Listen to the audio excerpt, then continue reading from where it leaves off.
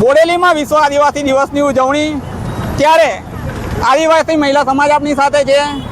પરંપરાગત વસ્ત્રોમાં તૈયાર થઈને આવેલા એવા અંજનાબેનને ખાસ પૂછવું છે આપણે કે અંજનાબેન, આટલા બધા ઘરેણા તમે પહેરીને આવ્યા છો, તો આ ઘરેણાની ઓળખ શું હોય છે અને શું કહેવાય છે, કેટલું વજન હોય છે એ જાણવાનો પ્રયત્ન કરીશું। અંજનાબેન, આજે વિશ્વ આદિવાસી દિવસ નિમિત્તે અમે વિવિધ આભૂષણોથી સજ્જ છે આદિવાસી મહિલાઓ।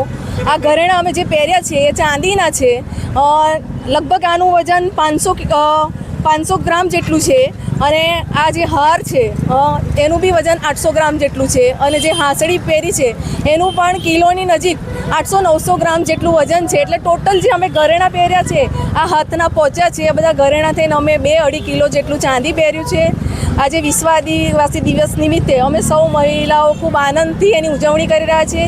વિશ્વના લગભગ 90 જેટલા દેશોમાં વિશ્વ આદિવાસી દિવસની ઉજવણી થાય છે। આજે બોડેલીમાં અમે સૌ આદિવાસી મહિલાઓ એકઠી થઈને ખૂબ આનંદ અને ઉત્સાહથી આની ઉજવણી કરી રહ્યા છીએ।